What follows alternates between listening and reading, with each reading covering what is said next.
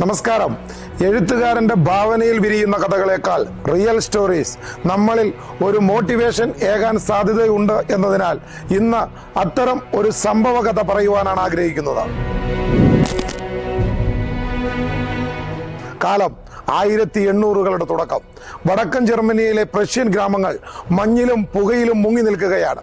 യൂറോപ്പിന്റെ ആകാശം യുദ്ധമേഘങ്ങളാൽ കറുത്തിരുണ്ട കാലം. നെപ്പോളിയൻ ബോണോപ്പാർട്ടിന്റെ പടക്കുതിരകൾ ചവിട്ടിമെതിച്ച മണ്ണിൽ വെടിയൊച്ചകളും പീരങ്കി മുഴക്കങ്ങളും ബാക്കി വെച്ചത് തകർന്നറിഞ്ഞ കെട്ടിടങ്ങളും കരിഞ്ഞുണങ്ങിയ കൃഷിയിടങ്ങളും മാത്രമായിരുന്നു. ജീവിതം വഴിമുട്ടിയ ജനക്കൂട്ടം. പട്ടിണിയും ദാരിദ്ര്യവും അവരെ വല്ലാതെ ശ്വാസം മുട്ടിച്ചു. ഇനി ഇവിടെ നിന്നാൽ മരണമല്ലാതെ മറ്റൊന്നുമില്ല എന്ന തിരിച്ചറിവ് അവരെ വേട്ടയാടി. അവരുടെ പ്രതീക്ഷകൾ അങ്ങ് ദൂരെ അറ്റ്ലാന്റിക് സമുദ്രത്തിനപ്പുറത്തുള്ള തേനും പാലും ഒഴുകുന്ന അമേരിക്ക എന്ന സ്വപ്നഭൂമിയിലേക്ക് നീണ്ടു. പഴയതെല്ലാം ഉപേക്ഷിച്ച് കയ്യിൽ കിട്ടിയതും വാരിയെടുത്ത് പുതിയൊരു ജീവിതം തേടി കപ്പൽ കയറുന്ന അഭയാർത്ഥികളുടെ വലിയൊരു പ്രവാഹം. ആ വലിയ ജനസഞ്ചയത്തിനിടയിൽ കണ്ണുകളിൽ പ്രതീക്ഷയുടെ വജ്രത്തിളക്കവുമായി 3 സഹോദരങ്ങൾ ഉണ്ടായിരുന്നു. ജോൺ അഗസ്റ്റസ് റോബ്ലിങ്ങും സഹോദരൻ കാളും സഹോദരി ഫെഡറിക്കും. അറ്റ്ലാന്റിക് സമുദ്രം താണ്ടി അവർ അമേരിക്കയിലെത്തി. പെൻസിൽവാനിയുടെ മണ്ണിൽ പുതിയൊരു ജീവിതം അവർ കെട്ടിപ്പടുത്തു. എഞ്ചിനീയറിംഗ് ബിരുദം കയ്യിൽ ഉണ്ടായിരുന്നിട്ടും അതിജീവനത്തിനായി ജോൺ മണ്ണിൽ പൊന്നുവിളയിക്കാൻ ഇറങ്ങിയ കാലം കടന്നുപോയി. കൃഷിയിടത്തിൽ വിയർപ്പൊഴുക്കുമ്പോഴും ജോണിന്റെ ഉള്ളിൽ എഞ്ചിനീയർ ഉറങ്ങുന്നുണ്ടായിരുന്നില്ല. ഒടുവിൽ വിധിയുടെ വിളി എന്നോണം അയാൾ കൃഷി ഉപേക്ഷിച്ച് തന്റെ പഴയ എഞ്ചിനീയറിംഗ് കുപ്പായം എടുത്തണിഞ്ഞു. കനാലുകളിലൂടെ സാധനങ്ങൾ കടത്തിവിടാൻ ഉപയോഗിക്കുന്ന ദുർബലമായ ആ കയറുകൾ പൊട്ടിപ്പോകുന്നത് കണ്ടപ്പോൾ അയാളുടെ ഉള്ളിൽ ഒരു മിന്നൽ പിണർ ഉണ്ടായി. എന്തുകൊണ്ട് ഉരുക്കു കമ്പി കൊണ്ട് കയറുണ്ടാക്കിക്കൂടാ? ആ ചിന്തയിൽ നിന്ന് വയർ റോപ്പുകൾ പിറന്നു. അതൊരു വലിയ വിപ്ലവമായിരുന്നു. ഈ വിജയത്തിന് ശേഷം ജോണിന്റെ മനസ്സിൽ വലിയൊരു സ്വപ്നം നാം വിട്ടു. അന്നുവരെ ലോകം കണ്ടിട്ടില്ലാത്ത, ആർക്കും ചിന്തിക്കുവാൻ പോലും കഴിയാത്ത ഒരു സ്വപ്നം. ന്യൂയോർക്കിലെ ഈസ്റ്റ് നദിക്ക് കുറുകെ ഒരു തൂക്കുപാലം. പക്ഷേ ലോകം അയാളെ നോക്കി ചിരിച്ചു. നദിയുടെ ഒഴുക്കും കാറ്റിന്റെ ശക്തിയും താങ്ങാൻ കഴിയുന്ന ഒരു പാലമോ? അസാധ്യം തന്നെ. വിദഗ്ധർ വിധി എഴുതി. എന്നാൽ ജോൺ കുലുങ്ങിയില്ല. അയാളുടെ മകൻ വാഷിംഗ്ടൺ റോബ്ലിങ്ങും അപ്പോഴേക്കും മിടുക്കനായ ഒരു എഞ്ചിനീയറായി വളർന്നിരുന്നു. അച്ഛന്റെ ഭ്രാന്തമായ സ്വപ്നത്തിന് മകൻ കൂട്ടുനിന്നു. അങ്ങനെ 1869 ലോകം ശ്വാസം അടക്കി പിടിച്ചു നോക്കി നിൽക്കെ അച്ഛനും മകനും ചേർന്ന് ആ ചരിത്ര ദൗത്യത്തിന് തുടക്കം കുറിച്ചു.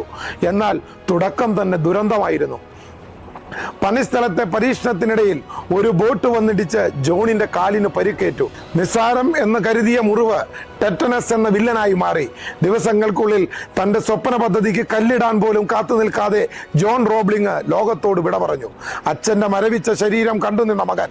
വാഷിംഗ്ടന്റെ മുന്നിൽ 2 വഴികളെ ഉണ്ടായിരുന്നുള്ളൂ. ഒന്നുകിൽ എല്ലാം ഉപേക്ഷിച്ച് മടങ്ങുക, അല്ലെങ്കിൽ അച്ഛൻ പാതി വഴിയിൽ ഉപേക്ഷിച്ചു പോയ തന്റെ ആ മഹാസ്വപ്നം തോളിലേറ്റുക. വാഷിംഗ്ടൺ രണ്ടാമത്തെ വഴി തെരഞ്ഞെടുത്തു. പാലത്തിന്റെ പണി പുരോഗമിച്ചു. നദിയുടെ അടിത്തട്ടിലെ മർദ്ദമേറിയ സാഹചര്യങ്ങളിൽ ജോലി ചെയ്ത് വാഷിംഗ്ടന്റെ ആരോഗ്യനില കാർന്നു നിന്നു. ഒടുവിൽ വിധി വീണ്ടും ക്രൂരമായി ചിരിച്ചു. കെയ്സൺ ഡിസീസ് ബാധിച്ച് വാഷിംഗ്ടൺ ശരീരം തിളന്ന കിടപ്പിലായി. സംസാരിക്കാൻ പോലും കഴിയാത്ത അവസ്ഥ. പാലം പണി മുടങ്ങുമെന്ന നിലയിലായി. എല്ലാവരും പ്രതീക്ഷ കൈവിട്ടു. പക്ഷേ വാഷിംഗ്ടൺ തോറ്റില്ല. ചലനശേഷി നഷ്ടപ്പെട്ട ശരീരത്തിൽ അനങ്ങാൻ കഴിയുന്ന ഒരേ ഒരു അവയവം, അത് തൻ്റെ ഈ ചെറുവിരൽ മാത്രമായിരുന്നു.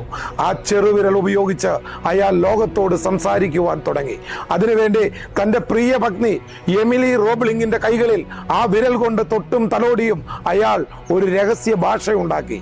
എമിലി ആ സന്ദേശങ്ങൾ എഞ്ചിനീയർമാർക്ക് അയച്ചു കൊടുത്തു. അങ്ങനെ ഭർത്താവിന്റെ വിരലുകളായും ശബ്ദമായും എമിലി മാറി. ഒരു സ്ത്രീക്ക് സങ്കല്പിക്കാൻ പോലും കഴിയാത്ത വെല്ലുവിളികൾ നിറഞ്ഞ ആ നിർമ്മാണ സ്ഥലത്ത് കഴിഞ്ഞ 11 വർഷം എമിലി ഒരു പടത്തലവനെ പോലെ നിറഞ്ഞു നിന്നു. ഒടുവിൽ 1883 മെയ് 24 അമേരിക്കയുടെ ചരിത്രത്തിന്റെ സുവർണ ദിനം.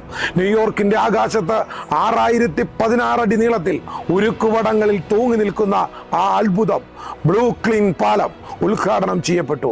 അമേരിക്കൻ പ്രസിഡന്റ് ചെസ്റ്റർ ആർത്തർ അടക്കം വൻ ജനാവലി സാക്ഷി നിൽക്കെ ആ പാലത്തിലൂടെ ആദ്യമായി നടന്നു നീങ്ങിയത് മറ്റാരുമായിരുന്നില്ല, എമിലി റോബ്ലിങ്. അകലെ തന്റെ അപ്പാർട്ട്മെന്റിലെ ജനലിലൂടെ വീൽ ചെയറിൽ ഇരുന്ന് വാഷിംഗ്ടൺ ആ കാഴ്ച കണ്ടു. ആർത്തിരമ്പുന്ന ജനക്കൂട്ടത്തിന്റെ ആരവം കേട്ടപ്പോൾ അയാളുടെ കണ്ണുകളിൽ നിന്ന് ആനന്ദാശ്രുക്കൾ പൊഴിഞ്ഞിറങ്ങി.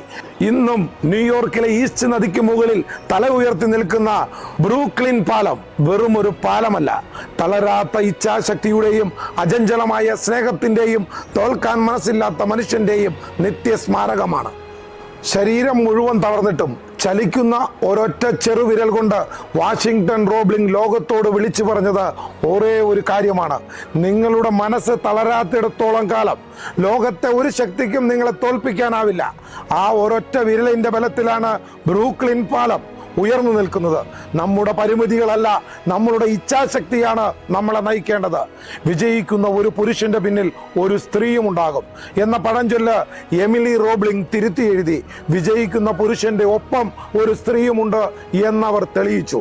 വാഷിംഗ്ടൺ തളർന്നു പോയപ്പോൾ അയാളുടെ ശബ്ദമായും കാലുകളായും മാറിയത് എമിലിയാണ്.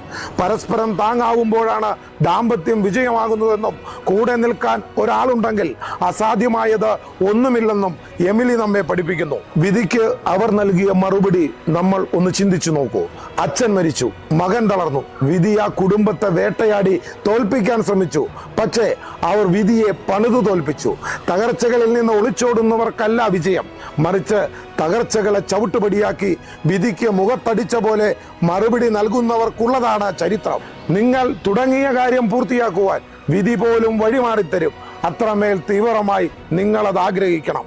ശരീരം മുഴുവൻ തളർന്നിട്ടും വാഷിംഗ്ടൺ റോബ്ലിംഗ് ശ്രദ്ധിച്ചത് തനിക്ക് അനക്കാൻ കഴിയാത്ത ശരീരഭാഗങ്ങളിലേക്കല്ല, മറിച്ച് ചലിപ്പിക്കുവാൻ കഴിയുന്ന ആ ഒരൊറ്റ ചെറുവിരലിലേക്കാണ്.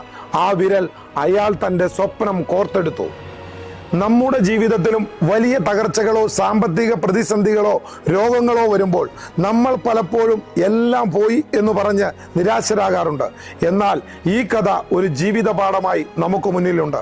ഇനി അങ്ങോട്ട് ഒരു പ്രതിസന്ധി വരുമ്പോൾ എനിക്ക് എന്തൊക്കെ നഷ്ടപ്പെട്ടു എന്ന് ചിന്തിക്കുന്നതിന് പകരം എൻ്റെ കയ്യിൽ ഇനി എന്ത് ബാക്കിയുണ്ട് എന്ന് ചിന്തിക്കുക. അത് ചിലപ്പോൾ ഒരു ചെറിയ പ്രതീക്ഷയാകാം, ഒരു കഴിവാകാം, അല്ലെങ്കിൽ കൂടെ നിൽക്കുന്ന ഒരാളാകാം. ആ ചെറുവിരൽ മതി നമുക്ക് തിരിച്ചു വരാൻ. പരാതികൾ അവസാനിപ്പിച്ച് ബാക്കിയുള്ള ആ സാധ്യതയിൽ പിടിച്ചു കയറാൻ നമുക്ക് തീരുമാനിക്കാം. പരിമിതികളെ കുറിച്ചോർത്ത് ഞാൻ ഇനി വിഷമിക്കില്ല. എനിക്ക് മുന്നിലുള്ള ചെറിയ സാധ്യതകളെ ഉപയോഗിച്ച് ഞാൻ എൻ്റെ സ്വപ്നങ്ങളിലേക്ക് നടക്കും. തളരാത്ത മനസ്സുണ്ടെങ്കിൽ ഒരു ചെറുവിരൽ കൊണ്ടും ചരിത്രം സൃഷ്ടിക്കാമെന്ന് ഞാൻ വിശ്വസിക്കുന്നു. അപ്പോൾ അടുത്ത ഒരു കഥയുമായി വീണ്ടും കാണാം. നന്ദി.